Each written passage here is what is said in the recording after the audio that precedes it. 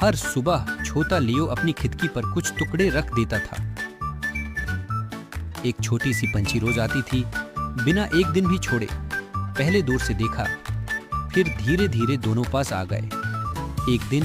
एक दिन पंछी लियो की उंगली पर बैठ गई, जैसे कह रही हो, मैं भरोसा करती हूँ। फिर वो उड़ गई, लेकिन कुछ छोड़ गई, एक दोस्ती जो हवाओं में थी। अब लियो जानता था, वो कभी अकेला नहीं था।